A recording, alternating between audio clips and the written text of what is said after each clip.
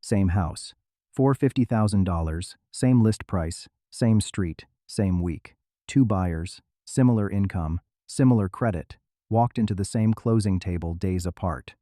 One of them will pay $60,000 more for that house than the other, over the life of the loan, for the exact same four walls, not because of the price. The price was identical, negotiated down from the same asking number on the same comps. The number that decided it never showed up on either offer sheet, never got mentioned by either agent, and neither buyer has ever seen it written down anywhere. Both closings happened at the very same title company, 4 days apart, with two different loan officers who never spoke to each other, and two spreadsheets that never once got compared. Here's the number that quietly cost one of them, $60,000, and why the version of the deal that looked cheaper on paper, the one that felt like the smarter close, was the one that actually cost more. Ask either buyer why their rate came out the way it did, and you'll get the story everyone believes. One of them shopped around, called 4 lenders, compared offers, felt good about the legwork. The other took the first quote from the lender the builder recommended, signed fast, wanted the house closed before a competing offer showed up. The story practically writes itself. The one who shopped got the better rate. The one who didn't paid for the convenience. It's not entirely wrong. Rate shopping does something real, and here's the mechanic behind it that most people never actually verify. Credit bureaus treat a cluster of mortgage inquiries within a short window, typically 14 to 45 days, depending on the scoring model, as a single inquiry for scoring purposes. Call one lender, or call 6 in that window. Your score takes roughly the same hit either way, usually 5 points or less, temporary, recovered within months. The buyer who called 4 lenders wasn't gambling with their credit score to do it. They were exploiting a rule built specifically to let people shop without punishment, and most people who don't shop simply never learned the rule existed, because nobody at any bank is required to mention it, and most loan officers, whose income depends on you signing with them specifically, have no reason to bring it up. One of them spent a Saturday on the phone, 4 calls in under 3 hours, comparing rate sheets line by line before signing anything. The other got a call back from the builder's preferred lender the same afternoon they submitted an offer. A friendly voice who already had their file, who made the whole thing feel handled. But run the actual rate quotes side by side, and the shopping story falls apart fast. The buyer who called 4 lenders landed a rate of 6.75%. The buyer who took the first offer got quoted 6.25%, a full half point lower, from a single call, no comparison shopping at all. If shopping around were the whole explanation, the numbers should run the other way. The buyer who did the work should have the better rate. Instead, the one who did nothing walked away with what looked, on that first afternoon, like the better deal. The half-point gap has nothing to do with effort, and everything to do with a number neither buyer ever saw printed anywhere. Every mortgage lender in the country prices loans off something called loan-level price adjustments, a grid that quietly adjusts your rate based on your credit score, sorted into bands. 760 and above sits in the best band. 740 to 759, one step down.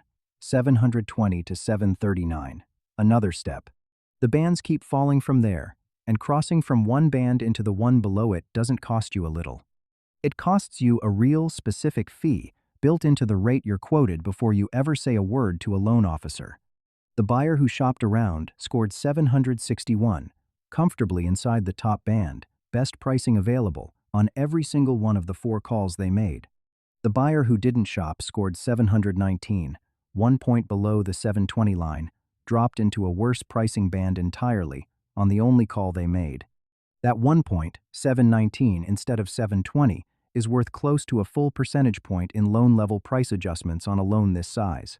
Roughly $4,000 built directly into the rate before either buyer walked into a single negotiation. Here's what makes this particular gap so brutal. It isn't a sliding scale. 718 and 719 cost you almost the same fee. 719 and 720, one single point apart, can be worth thousands of dollars because the bands are cliffs, not slopes. Most people have no idea which side of a cliff their score sits on until the rate comes back. And by then it reads like the price of the house, not the price of a single missing credit point nobody told them to check. The grid itself isn't secret. It's published, publicly, updated regularly, sitting on the website of the government-backed entities that actually buy most of these loans from the banks that originate them. Almost nobody who isn't a loan officer has ever opened it, because almost nobody knows it's the document actually setting their rate, 3 weeks before they ever speak to a single human being about their mortgage. Say it plainly, one more time, because it's the only number in this whole video that was ever actually optional. 719, 720, one single point, $4,000. So how did the buyer with the worst score end up quoted the better headline rate? This is where the second machine kicks in, and it's the one that actually explains what happened at that first phone call.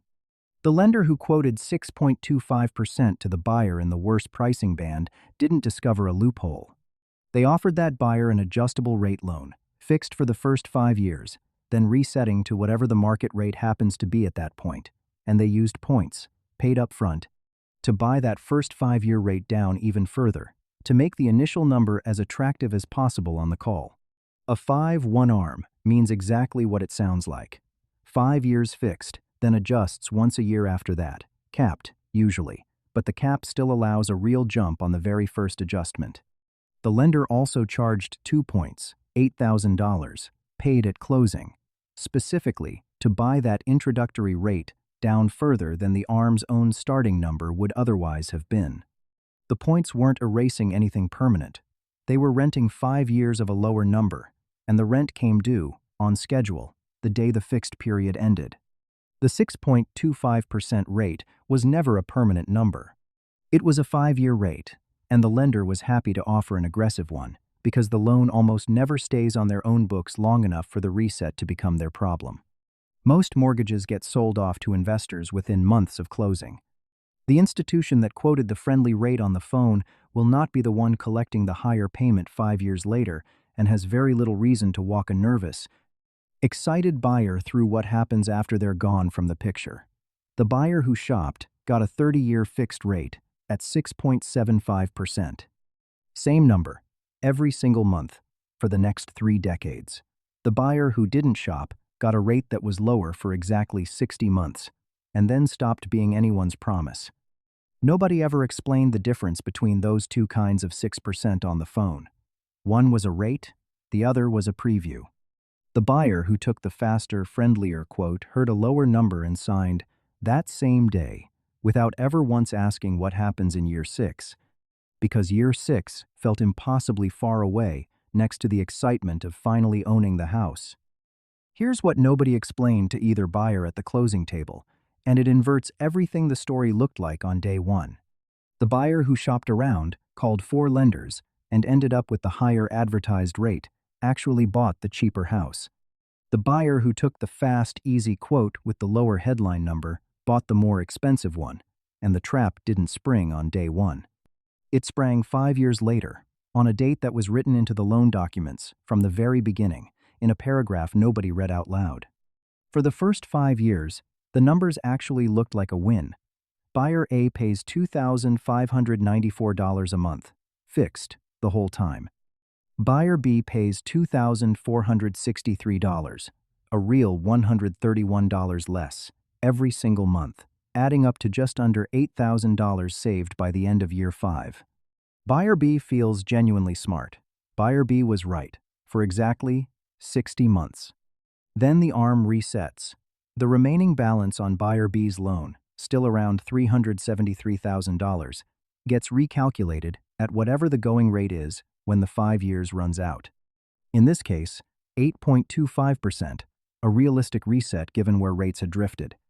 The new payment, $2,944 a month, $349 more than Buyer A pays every single month for the next 25 years. The $8,000 Buyer B saved in the first 5 years gets erased by month 23 of the new payment, less than 2 years after the reset. Every month after that adds another $349 to the gap. By year 10 of the loan, Buyer B has paid about $13,000 more than Buyer A. By year 15, $34,000 more. By year 20, nearly $55,000 more. And the gap keeps compounding for as long as Buyer B holds that loan. The lower monthly payment was never a discount at all.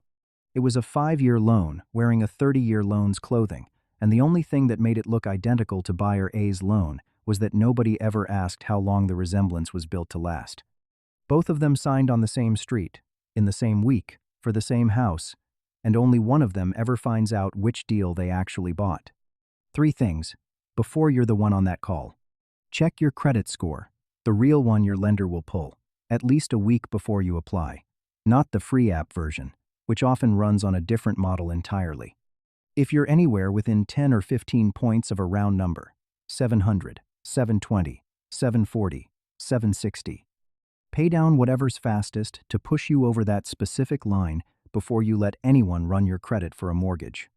A few $100s paid toward the right card at the right time can be worth more than a full year of disciplined saving. Ask every lender to quote you the rate with 0 points, in writing, before you look at any rate that includes a point or a buy-down. Compare the 0-point numbers against each other first.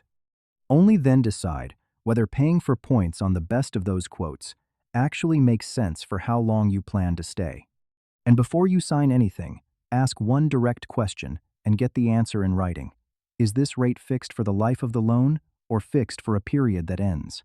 If it ends, ask exactly when, and ask what the loan resets to, in writing, before you compare that monthly number to anyone else's. A lower payment that expires on a specific date is not the same product as a lower payment that doesn't, and the two will look identical on the phone call where you agree to one of them. 2 people bought the exact same house on the same street in the same week. One of them is still paying for a phone call they don't remember making, and the other one will never know how close they came to making it too.